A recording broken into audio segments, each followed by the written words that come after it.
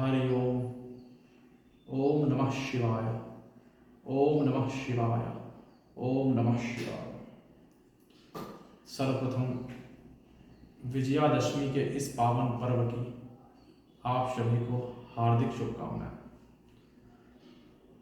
आज विजयादशमी का यह पावन पर्व है जिसमें हम प्रत्येक वर्ष रावण दहन करते हैं। अब यहां से प्रश्न उठता है कि रावण कौन था। तो रावण को जानने के लिए जब हम अपने मन में इच्छा रखते हैं तो सर्वप्रथम रावण से पूर्व हमारे हृदय में एक विचार आता है जो है राम, जो नाम है राम। जब हम राम को जानते हैं तभी हम रावण को जानने की इच्छा रखते हैं। रावण कौन था?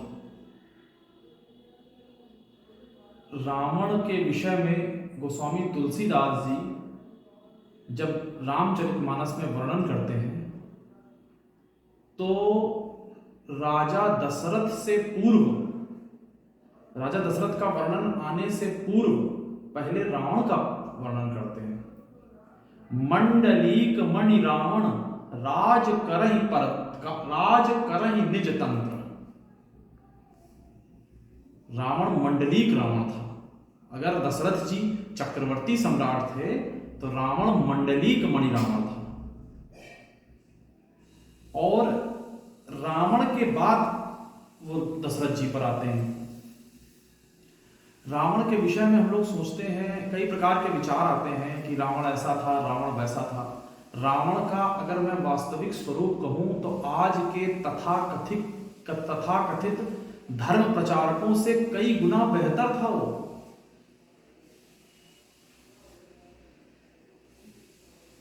जिस प्रकार से वाल्मीकि रामायण में वाल्मीकि जी रावण के विरोधी मारीच के द्वारा यह कहलवा रहे हैं। मारीच क्या कह रहा है रामचंद्र जी को, भगवान श्री रामचंद्र जी को? रामो विग्रहवान धर्म।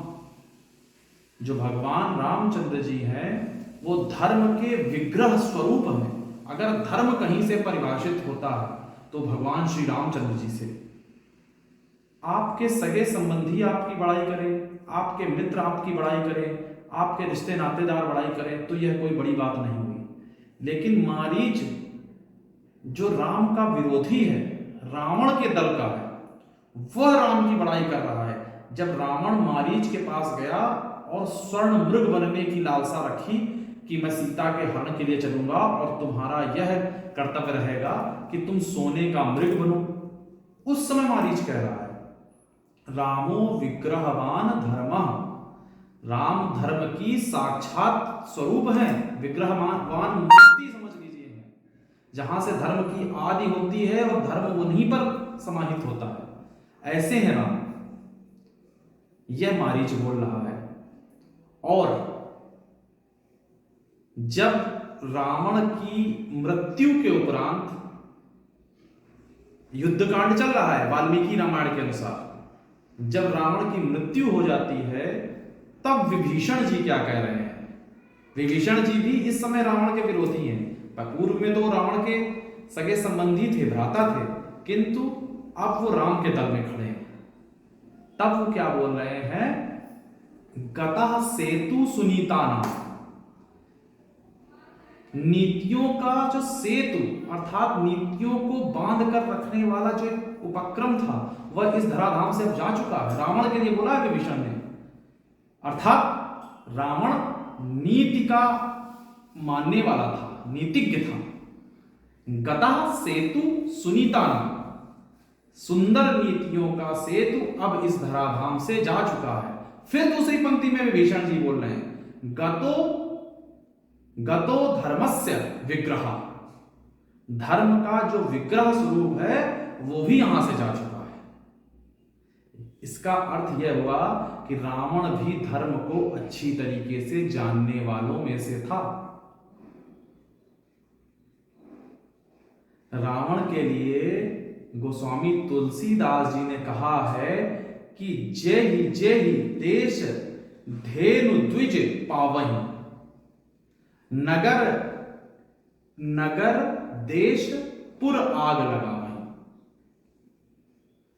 कि जहां जहां पर रावण अच्छी तरीके से जानता था कि क्या करना है क्या नहीं करना है। रावण त्रिकाल संध्या करता था, जो सनातन धर्म का ब्राह्मण का कर्तव्य है उन कर्तव्यों का वह निर्वहन करता था।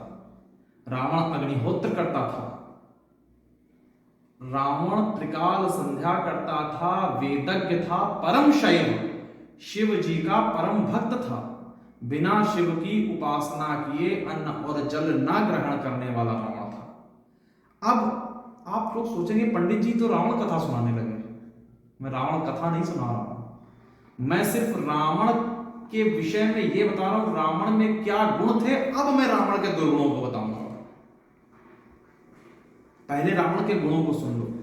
रावण त्रिकाल संध्या करता था, रावण गायत्री का पाठ करता था, रावण प्रतिदिन बिना शिव को निवेदित करे स्वयं भोजन अन्न जल ग्रहण नहीं करता था, अग्निहोत्र करता था रावण। ऐसा परम प्रतापी रावण था। और रावण ने ही अपनी नीति में क्या कहा है, और रावण ये सब स्वयं करता था लेकिन दूसरों को नहीं करने देना चाहता था। क्यों? क्योंकि वो जानता था कि अगर धर्म का पालन करने वाली समग्र सृष्टि हो गई तो जिस प्रकार आज रावण का वैभव है तो वैसा ही सभी का हो जाएगा और रावण इनके सामने निम्न हो जाएगा। इसका आशय यह हुआ कि धर्म का वह पालन क्यों करता था, क्योंकि उसको यह पता था कि इन कृत्यों को करने से उसकी वृद्धि निरंतर होगी, और उसको यह भी पता था कि यह कर कोई भी करेगा तो उसकी वृद्धि निश्चित होगी। वाल्मीकि रामायण में रावण क्या कह रहा है, विद्यते गोसु संपन्न, कि जहां पर गाय की पूजा होती है, गाय का पालन किया जाता है, वहां संपन्नता निश्चित होती है। और उसी जगह पर क्या कहा जा रहा है रावण के विषय में, जय ही देश धेनु द्विज पावही, नगर गांव पुर आग लगावही। वही रावण जिसको यह पता है कि गायों को रखने से, गायों को पालने से संपन्नता आती है, कह रहा। और वही रावण वहां पर आग लगवा रहा है। कारण क्या था? क्योंकि वो जानता था कि मैं धर्म का आचरण अकेले करूं ताकि मेरे अंदर सारी शक्तियों का समाहित रहे, दूसरों को नहीं करने देना चाहता था। यह तो रावण का दुर्गुण था। और रावण क्या कह रहा है, विद्यते गोसु संपन्न, कि जहां पर गाय की पूजा होती है वहां पर सदैव संपन्नता ही रहती है। विद्यते, उसी पंक्ति में आगे बोल रहा है रावण वाल्मीकि रामायण के अनुसार, विद्यते स्त्री सुचापल्यम, और स्त्रियों में सदैव चपलता रहती है। स्त्रियों के विषय में सदैव कहा गया है कि उनमें चपलता सदैव रहती है, चतुरता, चपलता। विद्यते ब्राह्मणे तपः, और तप तो सिर्फ ब्राह्मण में ही विद्यमान होता है। रावण को सब कुछ पता होने के बाद भी रावण वेद का विधान मानने वाला था, यज्ञ करता था, अग्निहोत्र करता था, सारे क्रियाकलापों को करता था। आजकल के तथाकथित धर्म प्रचारकों से तो कई गुना बेहतर था कि कपोल कल्पित भावनाएं नहीं रखता था। रावण के लिए गोस्वामी तुलसीदास जी ने लिखा है, रावण को भी अवतार का वर्णन किया है। मंडलीक मणि, रावण को मंडलीक मणि कहा गया है। रावण के विषय में कहा है कि वेद पढ़ें नित विधि, वेद पढ़ें विधि शंभु सभीत पुजावन रावण नित्यामय। क्या कह रहे हैं कि वेद पढ़ने के लिए उसके पास प्रतिदिन ब्रह्मा जी आते थे, वेद पढ़ें विधि शंभु सभीत पुजावन रावण नित आवे। शंभु अर्थात शिवजी समझ लीजिए कैलाश से प्रतिदिन उतर करके आते थे और रावण से बोलते थे कि तुम मेरी पूजा करो। इतना प्रतापी रावण था। अब लोग ने कहा कि शिवजी क्या भय में रहते थे रावण से? ऐसा नहीं है। एक बार रावण, यह अलग कथा है, एक बार रावण शिवजी के पास कैलाश गया और शिवजी को प्रसन्न करने के लिए उसने कैलाश पर्वत को शिव और पार्वती समेत उठाने की चेष्टा की। इतना बलवान रावण था। तब शिवजी को जब यह ज्ञात हुआ, तब शिवजी के उस समय जो शिवजी की स्थिति थी, शिवजी की गोद में पार्वती जी विराजित थी। यस्यांके च विभाति भूधर सुता देवा पगा मस्तके। जो पार्वती जी थी वो अंक में विराजमान थी शिवजी के। और कैलाश पर्वत डगमगाया। जब कैलाश पर्वत डगमगाया तब शिवजी ने कहा देखें कौन आया है? तो मां पार्वती ने कहा कि तुम्हारा भक्त आ गया है। तो शिवजी ऐसे भक्त को रोज ना आना पड़े, वो रोज इस प्रक्रम से शिवजी को आहत करेगा, तो शिवजी ने उससे प्रण किया कि मैं स्वतः आपके पास प्रतिदिन आ जाऊंगा। इस वजह से अपनी पूजा कराने के लिए शिवजी रावण के पास प्रतिदिन जाते थे। ऐसा परम प्रतापी रावण था। जिस कथा के नायक परम वीर भगवान मर्यादा पुरुषोत्तम श्री रामचंद्र जी जैसे हो, उसका खलनायक कोई कमजोर टुटपुंजिया नहीं होगा। उसका खलनायक भी रावण जैसा ही होगा। अगर भगवान रामचंद्र जी को रावण ना मिला होता तो क्या रामचंद्र जी की इतनी महिमा त्रेता युग के राम की तरह हो पाती?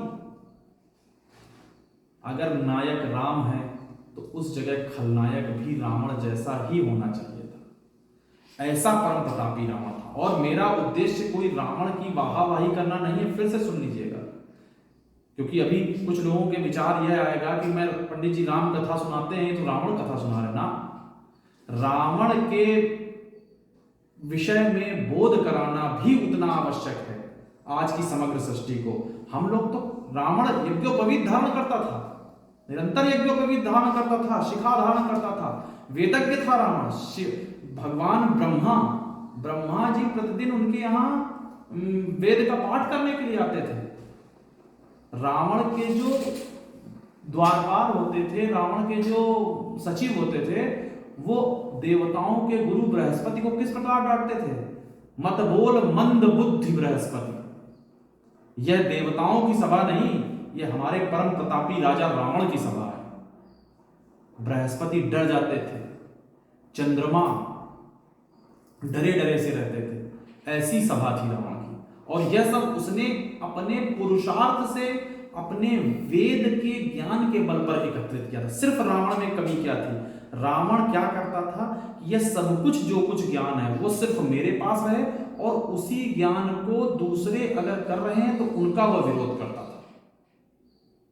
और रावण नीति को मानने वाला था। जब विभीषण जी ने कहा नीति विरोधी न मानी दूता, रावण मान गया था। अगर रावण नीतियों का न मानने वाला होता तो हनुमान जी को प्रताड़ित करता। हालांकि कर कुछ ना पाता हनुमान जी का, किंतु प्रताड़ित करने का प्रयास करता। अगर उसको नीति की बात उसके हित के लिए बताई जाती थी रावण के लिए, तो उसको मानता था। और आज के हम प्राणी हैं, हमसे अगर नीति की बात बताई भी जा रही है तो हम उससे मानने से इनकार कर देते हैं। इन सब बातों का क्या मतलब है? और कहलाते हैं कि हम रावण जैसे हैं, या हम अपने आप को ये मानते हैं कि रावण से भी अच्छे हैं।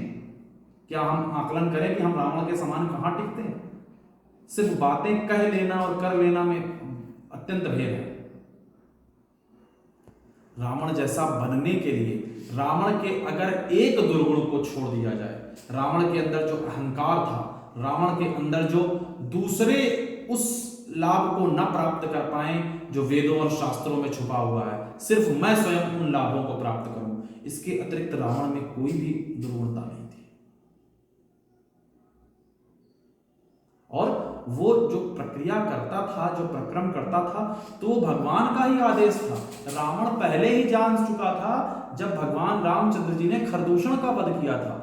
रावण बोल रहा खरदूषण मोह सम बलवंता, इन्हें को मारी सके बिनु भगवंता। शूर्पणखा के कहने के बाद में जब खरदूषण युद्ध हुआ है, भगवान श्री रामचंद्र जी ने, भगवान रामचंद्र जी का एक नाम है खरदूषण विराध वध पंडित, पांडित्य की उपमा दी गई भगवान रामचंद्र जी को जब उन्होंने विराध का वध किया। खरदूषण के मरने के बाद जब खरदूषण के मरने की खबर रावण को मिली कि रामचंद्र ने, एक तापस राम हैं और उनके साथ लक्ष्मण हैं, उनकी पत्नी सीता हैं, और उन्होंने, रामचंद्र जी ने खरदूषण का वध कर दिया है। जब रावण ने यह जाना तब रावण कह रहा है, रावण को ज्ञात है और रावण चाहता था कि हमारी मृत्यु इनके हाथ से हो।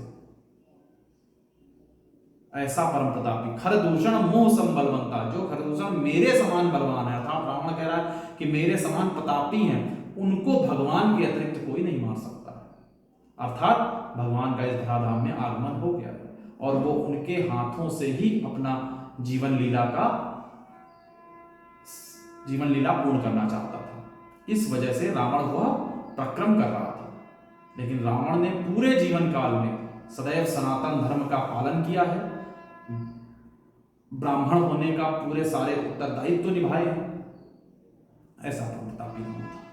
और जैसा रामायण के लिए एक उत्कृष्ट खलनायक की आवश्यकता हो सकती है, उसका पूरा अहम भूमिका निभाई है रावण ने। बस रावण के विषय में आज विजयादशमी के दिन मुझे बताने की यही आवश्यकता थी, मैंने आप लोगों के सामने प्रकट किया। हरि ओम। ओम नमः शिवाय।